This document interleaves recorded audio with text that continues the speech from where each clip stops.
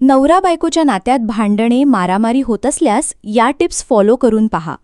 नवरा बायकोचे नाते हे प्रेम, विश्वास, आदर आणि समजुतीवर टिकून असते. पण प्रत्येक नात्यात मतभेद होतात. काही वेळा हे मतभेद साध्या वादापासून सुरू होतात आणि हळूहळू मोठ्या भांडणात बदलतात. काही जोडप्यांमध्ये तर रागाच्या भरात मारामारीही होते. मानसशास्त्र सांगते की वारंवार होणारी भांडणे ही केवळ एका व्यक्तीची चूक नसते. त्यामागे संवादाचा अभाव, न समजले जाण्याची भावना, ताण, आर्थिक अडचणी, व्यसन, बालपणीचे अनुभव किंवा भावनांवर नियंत्रण नसणे अशी अनेक कारणे असू शकतात. सर्वात आधी हे समजून घ्या की भांडण आणि हिंसा या दोन वेगळ्या गोष्टी आहेत. मतभेद होणे सामान्य आहे, पण कोणावर हात उचलणे, शिवीगाळ करणे, धमकावणे किंवा सतत मानसिक त्रास देणे हे कधीही योग्य नाही. अशा वागण्यामुळे नाते तुटण्याची शक्यता वाढते आणि दोघांच्याही मानसिक आरोग्यावर परिणाम होतो. पहिली महत्त्वाची गोष्ट म्हणजे रागाच्या क्षणी निर्णय घेऊ नका. मानसशास्त्रानुसार राग खूप वाढला की आपल्या मेंदूचा विचार करणारा भाग काही काळ कमी सक्रिय होतो. त्यामुळे आपण असे शब्द बोलतो किंवा अशी कृती करतो ज्याचा नंतर पश्चात्ताप होतो.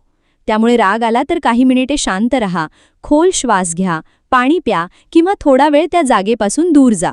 शांत झाल्यानंतरच चर्चा करा. दुसरी गोष्ट म्हणजे दोष देण्याऐवजी भावना व्यक्त करा. तू नेहमी चुकीचाच असतोस किंवा तुझ्यामुळे माझं आयुष्य खराब झालं असे बोलल्याने समोरची व्यक्ती बचावात्मक होते. त्याऐवजी तुझ्या या वागण्यामुळे मला दुःख होतंय किंवा मला तुझ्याकडून थोडी समजून घेण्याची अपेक्षा आहे असे बोलल्यास संवाद अधिक सकारात्मक होतो. तिसरी गोष्ट म्हणजे एकमेकांचे बोलणे पूर्ण ऐका. अनेक जोडपी समोरची व्यक्ती काय बोलते आहे हे ऐकतच नाहीत. ते फक्त उत्तर देण्यासाठी तयार असतात. पण सक्रियपणे ऐकण्याची सवय नात्यातील तणाव कमी करते. समोरची व्यक्ती बोलत असताना मध्येच अडवू नका. तिच्या भावना समजून घेण्याचा प्रयत्न करा. चौथी गोष्ट म्हणजे जुन्या चुका पुन्हा पुन्हा काढू नका. प्रत्येक भांडणात 5-10 वर्षांपूर्वीच्या घटना काढल्या तर नवीन प्रश्न कधीच सुटत नाहीत. ज्या विषयावर चर्चा सुरू आहे त्याच विषयावर बोला. पाचवी गोष्ट म्हणजे अपमानास्पद भाषा टाळा. टोमणे, शिवीगाळ, कमी लेखणे किंवा इतरांसमोर जोडीदाराचा अपमान करणे हे नात्यासाठी अत्यंत घातक असते. संशोधनात असे आढळले आहे की सततचा अपमान हा शारीरिक हिंसेइतकाच मानसिक त्रासदायक ठरू शकतो. सहावी गोष्ट म्हणजे एकमेकांसोबत चांगले क्षण घालवा. अनेक जोडपी फक्त जबाबदाऱ्या आणि समस्यांबद्दल बोलतात, पण एकत्र फिरणे, चहा पिणे, जेवण करणे किंवा काही छंद जोपासणे यामुळे भावनिक जवळीक वाढते आणि भांडणांचे प्रमाण कमी होऊ शकते. सातवी गोष्ट म्हणजे ताण कमी करण्याचे मार्ग शोधा. कामाचा ताण, आर्थिक चिंता किंवा कौटुंबिक जबाबदाऱ्या यामुळे चिडचिड वाढू शकते. नियमित व्यायाम, ध्यान, पुरेशी झोप आणि संतुलित जीवनशैली यामुळे भावनांवर नियंत्रण ठेवणे सोपे जाते. आठवी गोष्ट म्हणजे मुलांसमोर भांडणे टाळा. पालकांमधील सततची भांडणे किंवा मारामारी पाहणाऱ्या मुलांमध्ये भीती, चिंता, आत्मविश्वास कमी होणे आणि भविष्यात नात्यांबद्दल चुकीच्या समजुती निर्माण होण्याची शक्यता वाढते. नववी गोष्ट म्हणजे जिंकणे नाही तर प्रश्न सोडवणे हे ध्येय ठेवा. प्रत्येक वादात कोण बरोबर आणि कोण चूक हे सिद्ध करण्याचा प्रयत्न केला तर नाते कमकुवत होते. त्याऐवजी दोघांनाही मान्य होईल असा मार्ग शोधण्याचा प्रयत्न करा. 10वी गोष्ट म्हणजे माफी मागण्याची आणि माफ करण्याची तयारी ठेवा. माझ्याकडून चूक झाली हे 4 शब्द अनेक मोठी भांडणे थांबवू शकतात. त्याचप्रमाणे समोरची व्यक्ती मनापासून बदलण्याचा प्रयत्न करत असेल तर तिलाही संधी द्या.